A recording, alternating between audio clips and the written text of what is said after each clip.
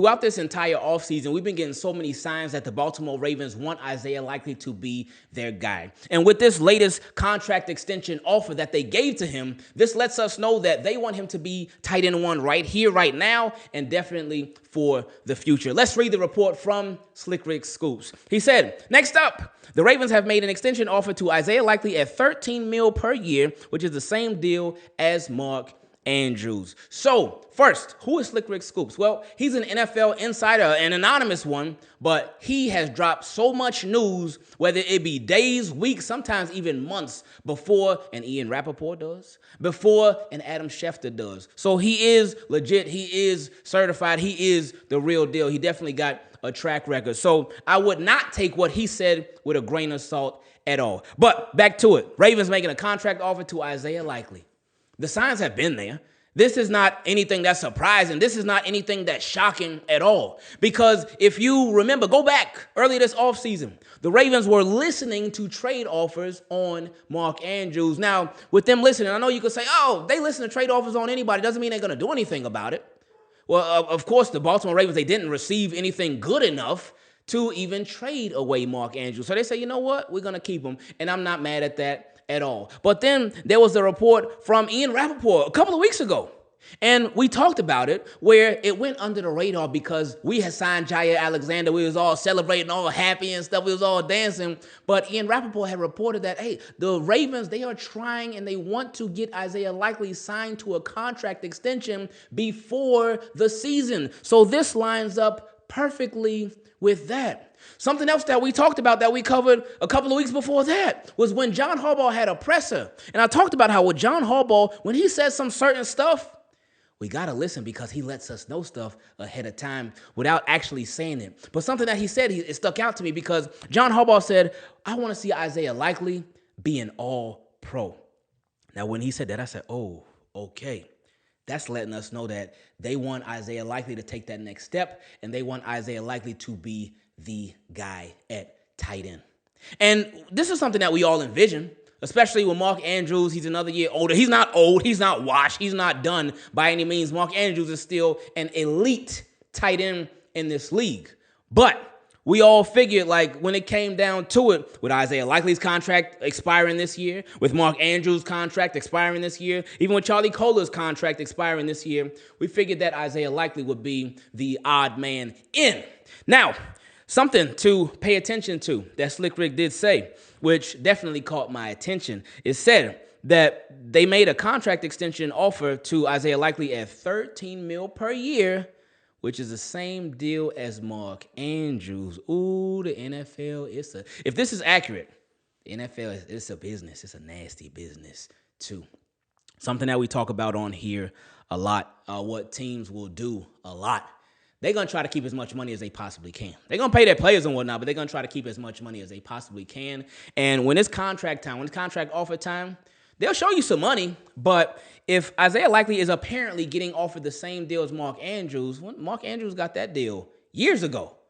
If Isaiah Likely is getting ready to get paid, shouldn't he be getting paid a lot more? Shouldn't it be like 15, 16, maybe even 17 mil per year? Well, Ravens probably like, hold up now.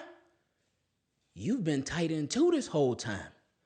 Look at your numbers. Look at your receptions. Look at your touchdowns. Oh, yeah, on film, we know that you're a baller. But, hey, Isaiah Likely, numbers don't lie. And you're not tight end one. That goes to Mark Andrews. But, hey, we still want to pay you. So, you see, what happens a lot, and we talked about this a couple of videos ago as well, specifically with Isaiah Likely. With the Baltimore Ravens, if this contract offer that Ricky Scoops is talking about is accurate, and it is the same deal that they gave to Mark Andrews, this will be the Ravens trying to extend that player, which is great, but at the same time, them trying to hold back on the bread. And if they were to extend Isaiah Likely, then, and it would be smart of them business-wise to do it now because another year, the price keeps going up. And the closer that Isaiah Likely sniffs to free agency, the price keeps going up. But if you get him at $13 million per year, especially if it's the same deal that you gave to Mark Andrews, or if it's a similar deal to that, that's a steal. That's definitely a steal. Because open market, Isaiah Likely, he will command a lot more than that. And with Isaiah Likely with the Baltimore Ravens, again, if this report is accurate when it comes to the numbers on what they're offering him, if he were to take that, okay, it'd be like, all right, cool. I guarantee that if he took that deal, if he accepted it, then his statistics, they will go through the roof.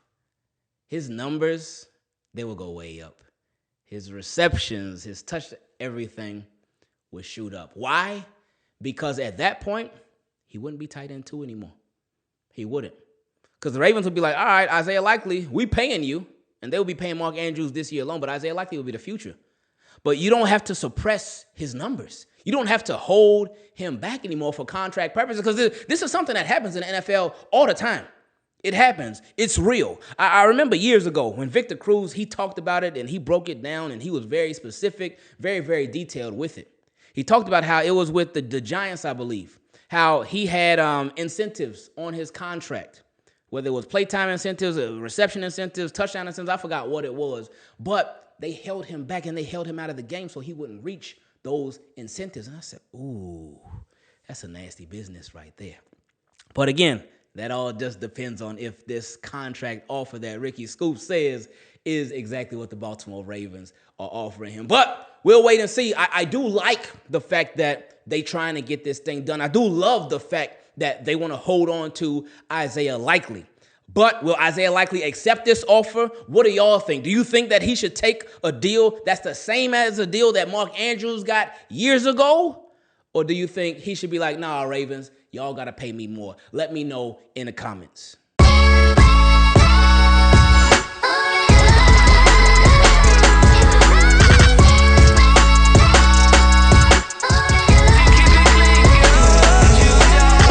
The flock flies to the wise, it's a wonderful thing. Look what vision and commitment and some discipline brings. When 8 becomes 1, the mood swings and the flock sings for another ring. Man, we tuning in to Ingravenvids, set that scene tonight. Team, keep it clean, hold it down, the spark to ignite. A name in the lights, a North Star, ain't feeling far. When you run that north every year, that's just setting the bar.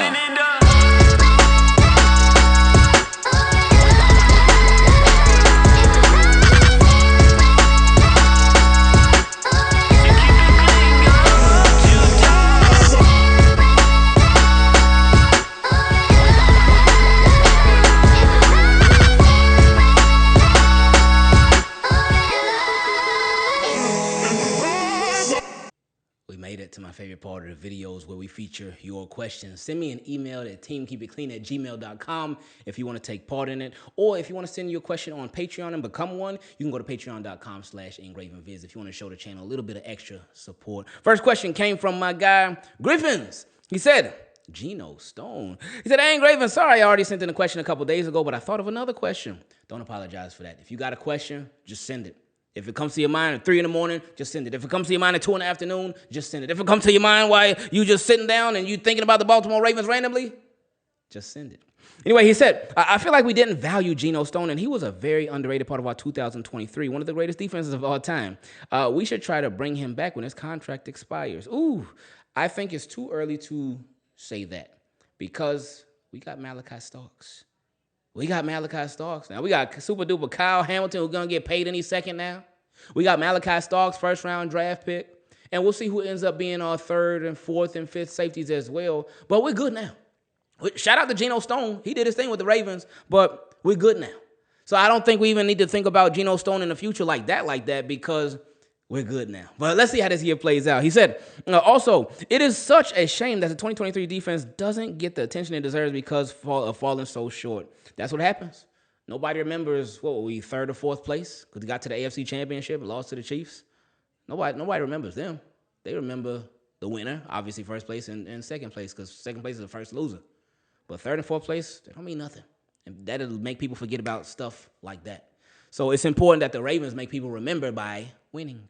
He said, I mean, we held Patrick Mahomes to 3 points in the second half, and the most yards they got were penalties. Also, while I'm at it, we should have kept PQ and tagged Beaks. PQ was a great player, and I wish a lot more Ravens fans were honest with themselves. Patrick Queen was on another level that last year. We all like to see Roquan. We all like to see Roquan is amazing. We all like to say Roquan is amazing, but he didn't look like Ro last season at the start. Maybe that's what PQ had to go through for 4 years being next to LJ Ford. Why you had to take a shot at LJ Ford?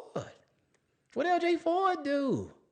No, but with Patrick Queen was nice, man. I like Patrick Queen a lot, especially the last couple of years. Now, Patrick Queen started being a lot better even before Roquan Smith got there, in my opinion. The year before Roquan Smith got there, Patrick Queen, he was really turning it around, for sure. He's playing a lot more consistently. Then Roquan Smith got there. They were a nice duo. And that would have been nice if we could have kept him, but Ravens ain't even give him an offer or nothing. So he left. He did what he had to do for himself and his family and his business and his money, which is no problem with any of those. He said, all I'm saying is we didn't understand what we had. I think we did. A lot of us did. There's some people that feel like Patrick Queen was not good. There's some people that feel like Patrick Queen was not good just because he left the Ravens. And there's some people that feel like Patrick Queen is not good just because he left the Ravens and he joined the Steelers. But anyway, he said PQ showed us what he can do. We can attribute a step back on our defense because of letting go of both of those pieces. Geno Stone, a little bit, but more so Patrick Queen, but also just the players that were here too.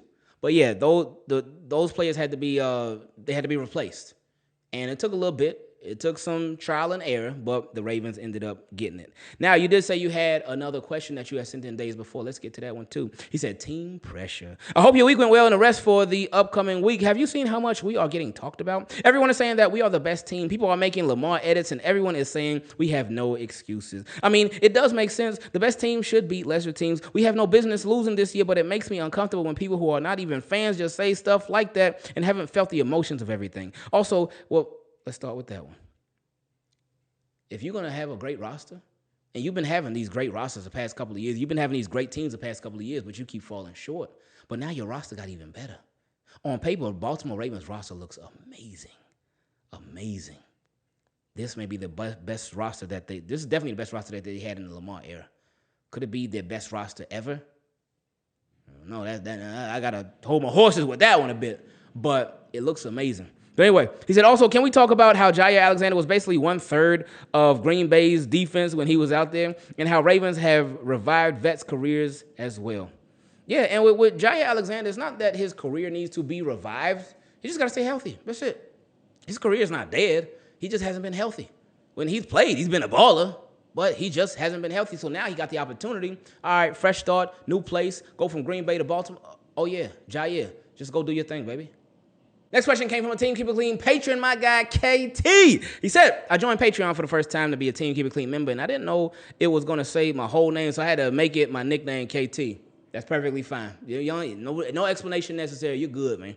He said, I don't have a question. I have more of a concern. I know we had the wildest NFL draft of the year, but we have to be honest about the outcome of this coming season. We have a nice rookie list. Now, I don't watch college football as much as everyone else, but I do watch the college highlights of every Ravens pick, so I have seen explosive talent on tape. Now, in the NFL, the Ravens have veterans that can get them up to pro speed, like the boogeyman Kyle Hamilton did, but our boy Tyler Loop on our roster, as of right now, we have only veteran Jordan Stout and Tyler Loop and John Hoyland as our rookies. Tyler is a kicker that also has some people like me that are going to be hoping that he can be that field goal kicker that can be explosive in the future when we really need those extra points, because 1 to 3 points conversions means a lot down the line when we are down in the game. Now, I'm not expecting it in the rookie season or expecting him to be or even be better than Justin Tucker or even Evan McPherson, but those extra points can help not only the offense but the defense as well. Oh, no, that's real. There's a lot of pressure on him. There's a whole lot of pressure on him from jump. Whether it's Tyler Loop, whether it's John Hoyland, whoever it ends up being, there's a whole lot of pressure because you're coming in to replace, I don't know if he's going to make the Hall of Fame now. Somebody asked in the last video, do you think if the allegations if he ends up getting convicted of those allegations, will he still be a Hall of Famer? I said, I don't know about that one. That's a good question. But you're replacing a potential Hall of Famer. You're replacing somebody who for years was the best kicker in the NFL. That's a lot of pressure, a whole lot of pressure. So, rooting for Loop. Whoever ends up being Ravens kicker, but we're rooting for Loop and hope that he gets it and hope he literally knocks it out the park, but knocks it through the uprights with accuracy. Because that's a lot to deal with. That's a whole lot to be responsible for. Like you talked about, them extra points, they make a big difference. We know, because we know what it's like when our kicker misses extra points. And we lose a game by 2. We lose a game by 3. We know what it's like to miss a field goal, whether it's close, whether it's far, whatever. So, yeah, there's a lot of pressure on Tyler Loop, or whoever ends up being Ravens kicker this year. And he said, I promise I don't mean to send so much in one message. I just want to make sure that I have facts behind statements to think about. Oh, no. Again, no apologies necessary. Potential free agent signing. Next question came from my guy, Alex. He said, hello, Ingraven. I hope you and your family have a great day. I hope you and your fam have an even better one, my friend. He said, I come to you today with this question. Do you think the Ravens should sign Isaiah Bond, the wide receiver from Texas? Isaiah Bond was a projected second-round pick and became an undrafted free agent due to allegations. Ooh, I looked up those allegations. It said they were sexual assault accusations.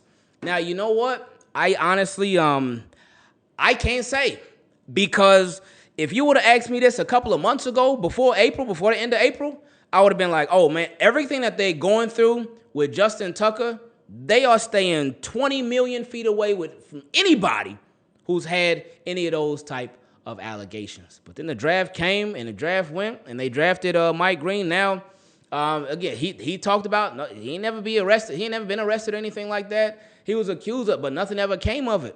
Nothing ever came of it, and apparently they did their homework and everything. Again, we don't know. We don't know. We weren't there. We don't know the whole story. But I did not expect them to draft him, but they did. They did. So, obviously, he must be clear, because I don't think the Ravens will waste a second-round pick on somebody who would not be clear of everything.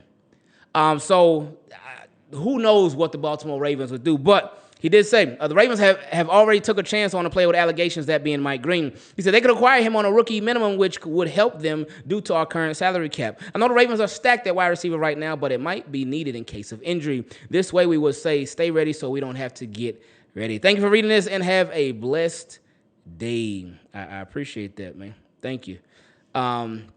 Now, as far as his allegations, it says in April 2025, Bond turned himself in to Frisco, Texas police after a warrant was issued. He was released on $25,000 bond and publicly denied the allegations as patently false, stating that he will fully cooperate with authorities. He also filed a federal defamation lawsuit against his accuser, asserting the encounter was consensual and claiming he was targeted for financial gain. So it said the case is still ongoing. So everything that I read said is still ongoing as of right now. So if it is truly still ongoing, then no, they probably wouldn't sign him, and I don't think anybody would until it's officially done. Would that be the scariest team the Ravens have ever faced defensively? Next question came from my guy Dave. He said, hey, Ingraven, I was wondering what the new Steelers addition in Jalen Ramsey does. This make the Steelers defense the best Steelers defense the Ravens have ever seen in the Lamar Jackson era, especially if the Steelers add Justin Simmons to replace the safety hole of Minka in that trade. Your thoughts, please. No. Steelers defenses recently, they ain't been the same that they used to be. Lamar came in 2018. That's when his era kind of started, but definitely it started in 2019. But I would say 2019 defense was probably better, maybe even 2020. But Steelers defenses, they were better in the early Lamar era than they have been recently. Steelers defense, they still be making some plays, but they're not the same as they used to be.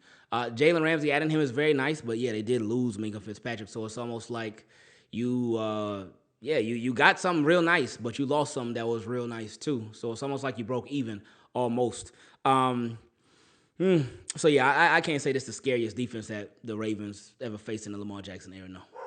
Next question came from my guy, CJ. He said, so I was watching Tylan Wallace college tape and even seeing what he does with the Ravens with the limited targets he gets. To me, I feel like he's a hidden gem that the Ravens have not really discovered his full potential. I agree. He was on the Ravens before the Ravens really started developing wide receivers like that. But he stuck around. He made it through the Greg Roman era, and now he's here with Todd Monken, and he's been flourishing. He is very clutch. He's somebody that's not called on too often, but when he's called, he is very, very reliable. He does not drop a single thing. It ain't like he get a million targets or anything like that, but at the same time, if you don't get a million targets, you could easily be like, oh, no, I'm cold. Oh, no, my hands ain't warm. I ain't accustomed to the game right now, so don't throw them in. No, he catches everything thrown his way, and he can be counted on. in whatever situation, man. So we love Tylan Wallace. Now, early in his career with the Baltimore Ravens, he did struggle with injuries. It ain't like he was a starter or anything on offense because they had guys in front of him, but he did struggle with injuries. He struggled to stay healthy a little bit here and there.